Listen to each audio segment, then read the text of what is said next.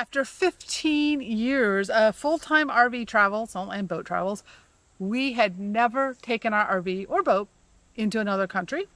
Yeah. And it was time to change that. So finally, this summer, 2022, we took Blooper across the border into Canada, explored southern Ontario, and we'll tell you about it. Staying on the path that I've chosen, straight up, come my way, and I'll see you at the top. 'Cause something's gonna happen in this story, and I can feel it coming, like the rising of the sun. It's so crazy to imagine. Your first year on the road, you intended to RV all over the U.S., go to Alaska, Canada, and Baja. Yeah, it's gotten some of those out of the way, but really barely. I feel like I'm still just getting started in my RV and technomadic life. But we finally decided to go do Canada this summer. Well, back up. Part of Canada. We have been to Canada before. We have gotten there by train. We've gone on several cruises. We've even driven the car there. Yeah, but we had never taken our own home into Canada before, despite always intending to. It's just we were never that north and had enough time. And last summer, the borders weren't open.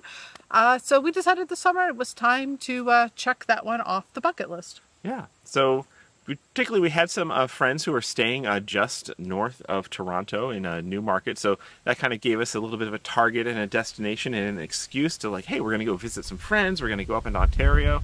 And we actually decided we were going to go up through Toronto, up and around the top of Lake Huron, and come back down through Michigan, so that we'd actually get a chance to explore a decently sized chunk of Ontario. Well, Ontario is apparently really large. Yes. Canada's even larger. Yes. So really, we only explored a small chunk. So the general route we took is we crossed at Buffalo, went up and visited our friends in Newmarket. We then went across to Lake Simcoe, and then did the Bruce Peninsula, and then did the ferry across the way. To the Manitoban Islands, I think Yep. that's how you pronounce it. Yep, and then up, and then we actually went over, we bypassed where we're going to cross the border at the Sioux Locks, and went up to Lake Superior. And then, Bay, yeah. Yeah, and then turned back, and we crossed the border back into the UP of Michigan. All in all, it took about 3 weeks to do the trip. Stayed in a variety of locations. We really mixed it up well. Yeah, and it was absolutely lovely. I was overall just surprised and pleased with just how easy it was to travel in Canada, how friendly people were, how amazing food. Oh my gosh. Food was great. Some of the best Indian food ever had. Did not expect to run across that. Great sushi. We tried poutine. I actually found a place Poutine? that did is it poutine or Poutine, I think, and Okay. you found a gluten-free vegetarian poutine version of it was amazing. Yeah. Grilled gluten-free burritos. That seems to be a thing in Ontario. Oh my God, they're so good. Yes, I need to find that down here if they Yes. have it. Oh my gosh, amazing. Anyway, yeah, we ate really well up there. We stayed in 4 provincial parks, which is the equivalent of a state park. I love their provincial park system. Online booking was super easy. They really space out the sites there, so every single one we stayed at, we felt like we had ample privacy. Yeah, they are very, very nicely laid out parks, and we were surprised, but when you look at the booking systems, they often seem very, very full, but we were surprised once we realized how empty they were and how they felt in a lot of the places we went to, because a lot of the smaller sites weren't full, and we were just like, the way we were searching, we weren't realizing that at Right, first. and their sizing on there, they have a category for like up to 18 feet and then up to 25 feet, but that's for a trailer with a tow vehicle. For our van, which is 21 feet, we found that a lot of the 18-foot sites were more than big enough for us, so that opened up a lot of opportunities for us, and it was great. So we're mostly with tenters, super quiet, and they have radio-free loops where they don't allow excessive noise, which score, bonus, awesome. Love that feature. Yeah, provincial parks are great. Yep. We also did our first boondocker welcome stay. Found a little farm just over in the Niagara Falls area as we crossed in the wine region. In the Niagara wine region. So this was a flower and plant farm that was right. You could just walk out and walk along Lake Ontario, which was beautiful. And we did walks and bike rides, and And Boondockers Welcome was a very, very pleasant experience for us. So that was, I can't believe it took us this long to actually do a Boondockers Welcome as well. We've had our membership for years. The original creators had gifted us a membership, and we get so many invitations from our viewers that we don't even have enough time to fill all those, so we don't usually feel the need. That was great. We did a Harvest Host, which was rural routes on the Bruce Peninsula. Probably you said it was our best Harvest Host experience. Most magical one, for sure. Harvest Hosts rarely have power here. They're like, here's power hookups. We didn't need them. Or like full hookups, beautiful sites, and not full hookups, but full electric, and the friendliest people, amazing art, and probably the most fun, best hiking trails that we have ever been on, because they were like a roller coaster for hiking. It's just up, down, around. These amazing locations. Yes. I highly recommend rural stopping routes. at Go routes. see and we it. actually bought some art there. That was amazing. We tried a couple.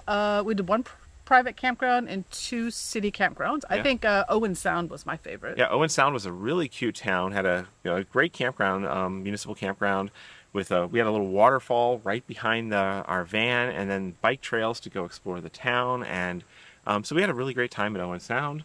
Yeah, it was a small campground. The campground itself was okay. Yeah. But yeah, great exploration there. We found lots of opportunities to stay active and pretty isolated. But yeah, it was a great time. Now the national park, we did one. That's right. We could not get in to stay at the national park on Bruce Peninsula, but the Grotto is there, and it's a great little hike out there. You actually have to go see the Grotto. You have to register and pay and reserve parking. And that, in contrast to the provincial park system, where it was easy and nice, to sign up for the national parks, you actually had to register basically with the Canadian government to get an ID that then you used with the national park system. That it was like filling out tax forms. It was ridiculous amounts of paperwork. To pay them $16 to pre-reserve a parking spot to go for a 4-hour hike. And the hike, we only were there for 2 hours because the Grotto was way overcrowded. There was a lot of trash.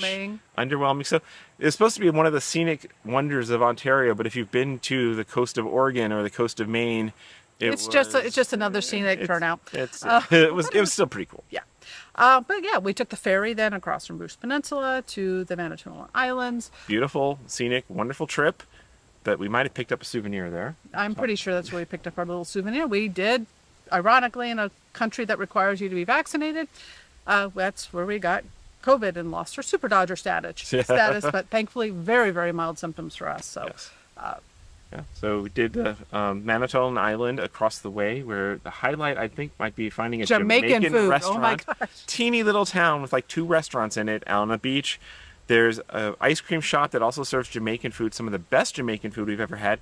And then a soda called Haw Pop, which is like native to the island, that is made out of haw berries, which is also kind of, they call the people born on the island haw eaters. But this was some of the tastiest soda we have ever had. I still have 2 cans of that I'm cherishing. Yes, you cannot get it anywhere else. Then on the way out, you go by, as we're going north, there's only one little 1-lane bridge to get off this island to get back to the mainland. Well, you forgot the highlight of the island. That's what I'm talking about. It's got the largest island on a lake that is on an island that's in a lake. Yes. So, Did I get that right? Yes, that is an island on a lake, on an island on a lake. So yeah, this is recursive. Manitoban Island is one of the biggest islands. I think it might be the biggest island in a lake in the world, and it's got some big lakes on it, and then an island on that lake. So yeah, we drove by and saw that Treasure Island. Treasure Island. It's a geographic recursion there. So. All right, so some logistics of going to Canada. I know we got a lot of questions about what was required to do the border crossings. You were a little stressed about it, weren't you? I was stressed. I over-researched. I found our friend Mark and Julie's RV Love blog. They had a post on it that kind of set some good foundations for it. So I recommend that post. Kind of prepared us for the questions they might ask. They didn't prepare us for the questions at all they asked, though. No, they did not. We'll get to that in a second.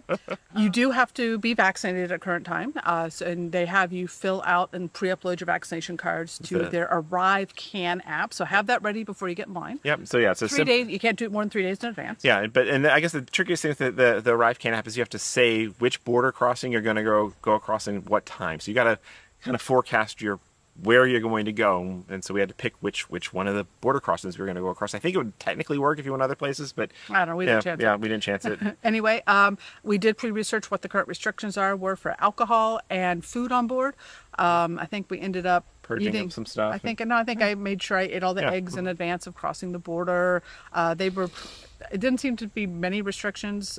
We could take like 24 cans of beer, 4 bottles of wine. So it really wasn't a big deal. We just made sure we were all within the limits in case they searched. So there were no issues. And then, we were prepared with all the questions they might ask. For pets, we do, Kiki, of course, traveled with us. Just make only requirement is you have your rabies certificate with you. So current on that, and she's current on that. So, and then, we had the questions. You should know, like, how long you're planning to be in the country, where you're from, if you're a full-time RVer. Just use your domicile address. Don't try to get into the whole discussion if you don't live anywhere. That won't go over well. Well, it'll just be too much to explain. Just keep it simple. It's like, we're from Florida. Where are you going? We're going to visit our friend north of Toronto. Have the address ready, or at least the town. And kind of a plan what you're doing up there. And what day you're leaving. That was don't give a vague, we'll be here for 3 or so weeks. So it's like, we're going to cross back to the U.S. in Michigan. On August 16th is what we told them. So that was all ready. And they did kind of ask those questions, but our border agent kind of didn't even wait to listen to answers. He got intrigued with our van and wanted a tour. Now, I'm sure that's a code for search, but he was asking questions about, how big are the tanks? What is the battery capacity? Turns out he was shopping for a van for his retirement, and he was more intrigued with the van. But I'm sure, they're trained to look for there's a full bathroom here. He didn't actually search anything. He just stuck his head in. It's like, this is so cool. I want one like this. I was like, okay. Yeah. And then he's like, see ya. No. He said, your retirement need a little air. Oh, yeah. He pointed that out too. Super friendly, super easy crossing. And of course, they're trained to look for suspicious activity. And if you have nothing to hide, you probably have no problem. And if you fumble your answers, then they might. But I don't know. It went well. It was like super friendly. We're like, that was it? That was it. All right. 2 minutes? Okay. Crossing back into the U.S., when we shared that the Canadian crossing was so easy, they said, it's going to be is worse. It's going to be a shakedown getting back into the U.S. So, of course, we were scared, did all the research again. There's not as much content out there. If you go search for crossing the Canada-U.S. border, it's all about going into Canada. There's hardly any content on getting back out. But, we just made sure we had our passports, of course. And that we really purged the food and alcohol. Yep, because apparently if you get searched, there could be fines involved. So, we had no fruits, no vegetables, frozen or fresh. We made sure there's no juice. Yep. I went through the list and made sure there was nothing on board. You're only allowed a much smaller amount of alcohol, so we had to drink a lot of alcohol at the end to make sure, because we had been buying Canadian beers and wines and yum stuff. And then we got COVID and we didn't want alcohol, so that was kind of an issue. So we crossed at the Sault, or Sault Ste. Marie, the locals call it the Sault. And our border agent was so super chill. He, when he found out that we had been traveling for 3 weeks and we weren't going to get back to Florida for a few more weeks after that, he wanted to know how he could get a job to work remotely like we did. That was the only question he asked. Yeah. That was literally the only question. It's like, how can I get a job like yours? And he says, you don't have any fruits or vegetables, right? So of course not. We ate them all. And he's like, okay, see ya. It's like, wow, that was so friggin' easy. So again, they're looking for suspicious behavior. If you know you're hiding something, it shows. And just be prepared. Just do your homework. It shouldn't be that big of an issue. Before we left, we checked all of our cellular data plans to make sure that we had any SIM cards that did not include international roaming or would have overcharges. We're not in service. Took them out of devices, so we couldn't even accidentally connect, because international roaming can be a killer on some plans, or it just won't work. So but we had enough plans that had ample roaming, particularly some of our so unfortunately all legacy plans. We have an old AT&T Unlimited Plus plan that has unlimited roaming in Canada. We made sure that was turned on before we crossed the border. And streamed to our heart's content on that. Yep. And we also have a T-Mobile 100 gigabyte mobile hotspot plan that somewhere in the last year, they just enabled 100 gigabytes of Canadian roaming, but the current plans don't offer it. So can't offer you those plans. My Verizon phone has half a gigabyte a day. And let me tell you, as soon as my phone wanted to start syncing all the photos that I've been taking, that was used up instantly. Stupidly low cap, not useful at all. But we did manage to stay connected really well. We also had our Starlink with us. And it, of course, works in Canada. You can be out of your home country for up to 2 months without any issues whatsoever. But we actually only found a few places where Starlink made sense to set up, because mostly we were seeking out places with shade and trees and such, or we had great cell signal. But there were a couple places, I think 2 or 3 places where Starlink proved to be handy, but mostly it was just cargo. But it was nice to have. Yeah, as it's been most of the trip. We like trees, and Starlink is definitely not reliable enough for the kind of work we do to use much in trees at all. So our cellular has been primary. Then we also checked our credit cards in advance for which ones did not have international fees for transactions. We have a card with our Amazon card with Chase. And our Apple card is our also... Apple card and our Capital One card, I think, were the ones. Yep. And we had another one. Yep. Oh, our Citibank with our Costco Citibank. Yeah. All were, so we just set those up to be the priority ones on our Apple Watches. Everywhere we went took Apple Pay. I was blown away. I mean, it was so easy checking out everywhere in Canada with just tap tap. Everybody, every retail place we went, except for one, was set up to take credit cards via contactless Apple Pay. And it made it so easy. We had no fees. We didn't have to think about exchange rates and just went. So we never actually got any Canadian money whatsoever. A friend of ours gave us a loonie and a toonie, and those came in handy for paying parking meters. But that was the only Canadian money we touched the whole trip. Right. One place when we're at Rural Roots, the Harvest Host Day, we did buy some art from that shop. And they had no credit cards. They had no credit cards. They decided to ditch credit cards to save on fees. We had no Canadian cash, but they said, we'll take American. And he converted for us, and it was easy. It's great. So, yeah, I guess a lot of the places that do deal with international travelers, they're perfectly fine with American cash as well as Canadian cash, so because they just use it as well. So the money thing was super easy. Yeah, so all in all, great trip, super easy. I'm so bummed we waited so long. It was absolutely beautiful. It was easy. And there's so much more of Canada to explore. We've been to BC, the Vancouver area. We've explored the Maritimes by cruise ship. I want to get back there.